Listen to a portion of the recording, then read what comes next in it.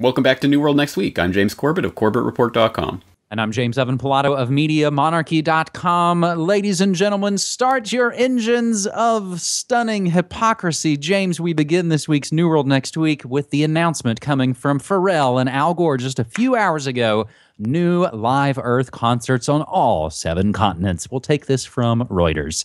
A Live Earth music event to demand action on climate change will take place on June 18th across 7 continents, including Antarctica. Former Vice President Al Gore and pop star Pharrell Williams announced today, as I come to you, January 21st.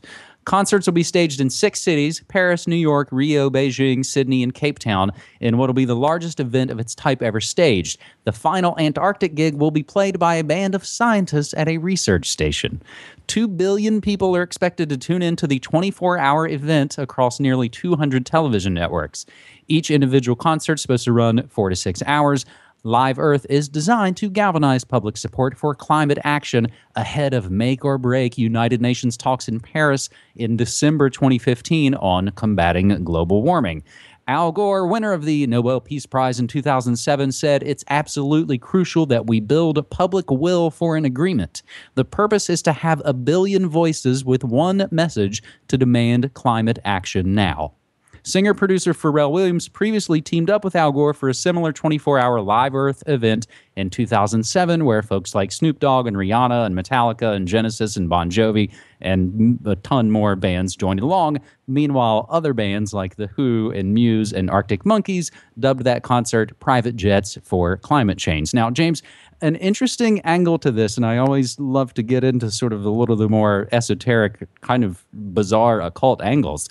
Pharrell seems to be planning some other event a part of this. So here's Pharrell's quote, and this comes from CBS News. I think you guys know how serious the global warming thing is. And so for us, we're taking it very seriously, and we wanted to do something very different this time. Instead of just having people perform, we literally, and I can't go into it now because some interesting surprises are coming out soon, but we literally are going to have humanity harmonize all at once. James, aside from some big, massive event where everyone's going to be singing along, and I can only think of these sort of bizarre spectacle events like the Super Bowl halftime show and Video Music Awards, and those things becoming kind of the big psychological media operation kind of event. So we'll have to wait and see exactly what this kind of mass sing-along is. But I find it really telling that they didn't announce this at a farmer's market or a bike rally. They announced it at Davos, where private talk amongst the banksters, James, probably has to do a little bit with the Swiss franc revaluation, a massive move in the money markets. But they just want the plebes to all kind of sing Kumbaya, James.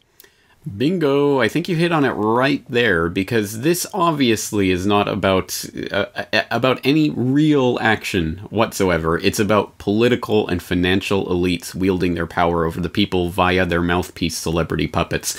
Look, I do not care. I truly don't care if you want to buy into the discredited, unfalsifiable, goalpost-moving science of climate change. Great, awesome, be a sucker, fall for that crap. The end goal is what's important. What do you actually want to see come of this? And in that regard, I think I share a lot of the same beliefs as these global warming proponents, because the real people who believe in this myth, because I also want to see decentralized power. I want to see more community level focus. I want to see people off the grid more than on the grid, not because I think it's going to kill Mother Nature, but because I think it's the only way to achieve the full flowering of human freedom. But whatever, we have the same goals. Let's concentrate on those goals and how to actually achieve them. And they are not achieved by slavishly devoting our worship and our praise and our money and our time and our political energies to these celebrity puppets, or the multi-millionaire connected political elites behind them, or the multi-trillionaire paper fiat funny money creator financial elites behind them. This agenda goes up and up and up the pyramid, and all they're asking is for us to get behind their agenda so that they can centralize the power to use this. So even if you believe in the global warming hoax garbage nonsense, you still should be opposed to what's going on with events like these and still be concentrating on what we can actually do at the local level to devolve the power away from these politicians who, again, no matter what you want to believe, are the problem here. It's not the people that are the problem. It's not that we have to give more of our power to these people to wield over us. I think the decentralization that you're talking about, I think we'll try and get to later on in this episode. But James, I think as we move to our second story, and again, as you and I even kind of talked off mic, we enjoy the steady sort of evolution of doing New World Next Week, and that we don't want to kind of talk about necessarily the same stories each time. And there are ways, I think, that we can do that, and I think in a lot of those ways is to sort of always be looking forward and not having us kind of constantly come here each week and kind of only reacting to that event that happened or this thing. We want to try and look at things coming up in the future that, again, all we're trying to do here is give folks information, more ability to make better informed decisions about your life. And again, everything we talk about on these episodes always has been, always will be open source and will be linked up for you to share and go do more investigation on your own. James, having said that, something happened about a week ago that we haven't discussed here yet. And again, as the news cycle moves so quickly, there are things that we're going to miss that, again, thanks to folks using hashtag New World Next Week on Twitter, we can get some extra stories, such as the UK and the US to stage cyber war games, but more specifically, Britain and US to train cyber agents to protect banks from terrorists. This pioneering deal was signed January 16th by David Cameron and Obama in talks at the White House, which focused on combating terrorism and boosting the two nations' economic growth, which, again, it's all in how they lay out the sentence. We want to fight terrorists, but it's about the money a bit behind the scenes. The first of a series of joint UK-US war games will simulate online attacks on the City of London and Wall Street in moves to assess the quality of large financial institutions' defenses against malicious hacking designed to paralyze their operations. It'll involve UK and US intel agencies, as well as organizations such as the Bank of England and several large commercial banks. This war game will be followed by further exercises to test critical national infrastructure in the two countries, such as, of course, the boogeymen of controlling power supplies and the road and rail networks. Britain and the U.S. are also going to establish a joint cyber cell on each side of the Atlantic, James, where intel agents will work together to share info about the threats and respond to any attempted attack. The first time the UK has established such an operation overseas, as much as they want to let us know that this is the first time this has ever happened, it'll bring together MI5 and GCHQ with their counterparts in the NSA and the FBI. In other moves, the article goes on to note, and James, I think this is where it gets down to the heart of it, because the big show and the big war games are the things they like to put as the headlines, but we never see that action.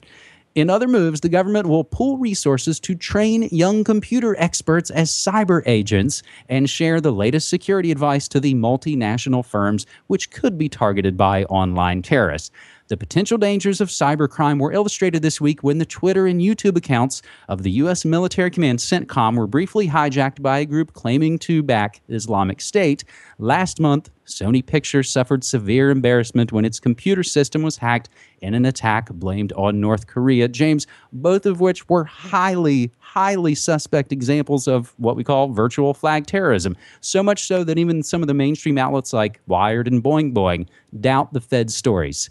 So I've got some related headlines to this, but James, I have a question. If you can help us define the difference between international banking cartels and terrorists. Well, I guess the terrorists are the ones who do the dirty work, and the international banking cartels are the ones that finance them. But no, there's not a lot of separation there. This is an interesting story insofar as it's a great data point on, I think, the trajectory that we've been drawing through probably the entirety of the New World Next Week series, which is that transition that we're going through from real-world warfare into cyber warfare as the prevailing paradigm for 21st century conflict. And that takes place in not just the military context, but of course, finance, intelligence, all of these things are becoming cyberized in various ways. And that's where we're seeing all this focus. So, I mean, you can see the rise and development of something like WikiLeaks or the snow job operation, or Snowdon, or all of that kind of stuff is part of that transition that we're going through right now. And the obvious, I mean, the glaringly obvious part of this is that we are going to have the cyber 9/11 at some point. They are going to pull that off in the same way they pulled off 9/11 15 years ago. It is going to be the next part of the agenda. So I think, I mean, all of this is fascinating, but also chilling, because exactly as you point out, virtual false flag terrorism is the now the prevailing paradigm that we have to be on the lookout for, precisely because 100% all we can do is look at and try to scry the pronouncements of various intelligence agencies when they come out and say, yep, it was North Korea. It's, what possible recourse does the average person have to say otherwise, other than to say, I don't believe you? So it is now, we're entering that world where it's just 100% pronouncement, he said, she said kind of things on events like this. And that should be scary, because of course with war games like this, where they're trying to attack each other's banking systems or whatever, all it takes is for a red team to suddenly go live and to start actually doing the things they're supposed to be doing in a drill, and suddenly there's a real event, and it can be blamed on whoever, literally whoever they want to blame it on. So this is the new paradigm. Welcome to the new normal. I think we have to be aware of this and ready for it, because again, the only way these tricks can work is if we fall for them, and if we expose the magician's trick before the magician does the magic trick, it doesn't work on the audience. And that's the key part. We still have our consciousness. Let's retain it and retain our skepticism of everything that these people are saying. James, our work has gone into what's called the Information Operations Roadmap, which tells us, and we know as if they haven't been training young computer experts, i.e. military soldiers, to, in their words, fight the net for a decade, and we've documented all of that. So some of the related notes I wanted to make briefly, James, related to the latest snow job revelations. The iPhone has secret spy software that can be remotely activated, and the aforementioned GCHQ classifies investigative journalists as threats. That coming from the latest Snowdon leaks. Meanwhile, ex-MI6, that's the UK's CIA, ex-MI6 chief says we can't stop terrorism unless we spy on innocent people, this being, of course, the fallout, waving the bloody shirt from the Paris attacks. Now, James, wouldn't it be nice as we move into our third and final story this week if there were more ways to kind of help us not fall for the Fed's stories, as we've looked at in the other segments? There's another great way, and I think it's a part of our continuing effort to kind of bring folks what we're calling Good News Next Week. And this continues right on the heels of something that we talked about last week, James, with the young kid inventing and kind of revolutionizing now hopefully a high-speed 3D printer. Now, a teenager's browser plugin. It's called Greenhouse, and it shows you where U.S. politicians get their funding. Nicholas Rubin, 17-year-old self-taught computer programmer from Seattle, Washington, has a browser plugin that works for Chrome and works for Firefox and works for Safari, I believe all the kind of main big browsers.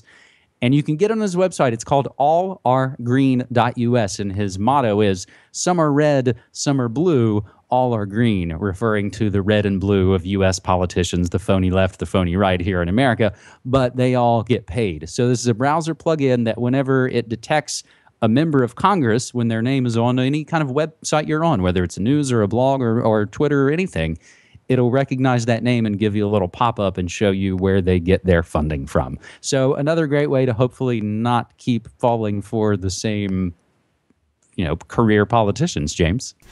This is great because it's such a simple idea, and it draws on sources that are already there and that we already, I know about these sources. I know that they're there. It's just generally when I'm reading a story, I don't think to go back and check, okay, so where's the funding for this coming from? It's a beautiful, simple idea, and it's the type of idea that can be done with open data, with open sources.